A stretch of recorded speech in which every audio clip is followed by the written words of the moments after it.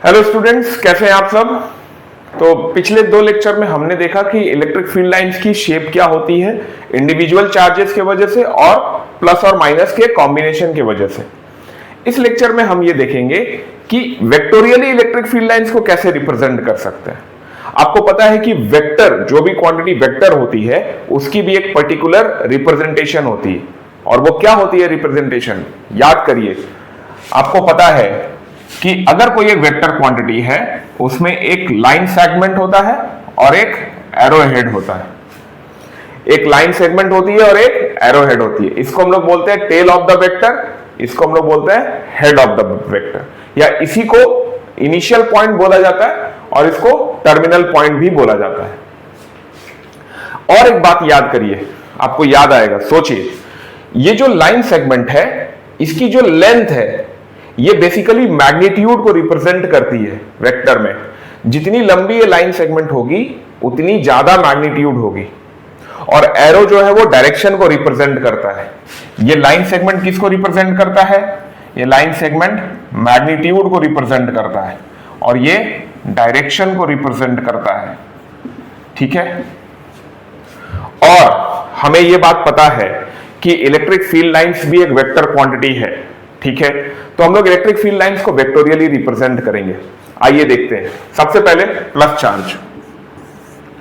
Plus charge की वजह से इलेक्ट्रिक फील्ड लाइंस कैसे ट्रेवल कर रही।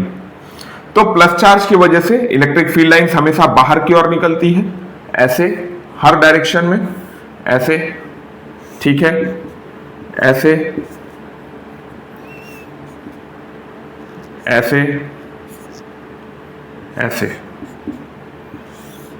अपने से आप डायरेक्शन ले सकते हैं। जैसे जैसे ये फील्ड लाइंस आगे प्रोपागेट करती है वैसे वैसे इसकी इंटेंसिटी घटती चली जाती है।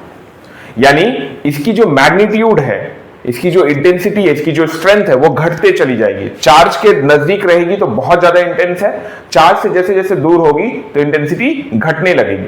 तो घटती हुई इंटेंसिटी को हमें दिखाना है, तो अगर हम लाइन सेगमेंट को छोटा करते चले जाएंगे तो बेसिकली हम इसके मैग्नीट्यूड को घटा रहे हैं।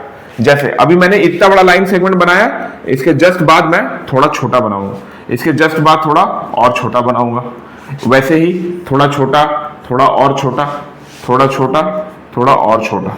ठीक है, ये कंटिन्यू रहेगा सारे डायरेक्शंस के लिए।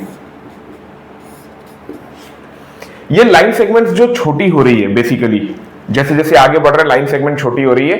ये लाइन सेगमेंट ये रिप्रेजेंट कर रही है कि इसकी मैग्नीट्यूड घट रही है। मैग्नीट्यूड घटने का मतलब कि इसका स्ट्रेंथ, जैसे जैसे आप आगे जाएंगे इलेक्ट्रिक फील्ड इंटेंसिटी की स्ट्रेंथ घटती चली जाएगी। ठीक, सेम अगर हम माइनस चार्ज के लिए देखें, सेम फॉर्मूला। माइनस चार्ज के लिए भी जो इलेक्ट्रिक फील्ड स्ट्रेंथ है वो चार्ज के नजदीक बहुत ज्यादा होती है। तो चार्ज के नजदीक बहुत ज्यादा मतलब चार्ज के नजदीक थोड़ा लंबा लाइन सेगमेंट बनाना है अंदर की ओर, क्योंकि इसमें फील्ड लाइंस किधर आती है? अंदर की ओर। और ऐसे हमें छोटा कर देना कुछ इस तरीके से। ठीक है, हम क्यों छोटा दिखा रहे हैं ये आप समझ पा रहे हैं, क्योंकि इसकी स्ट्रेंथ घटते हुए दिखनी चाहिए इस तरीके से।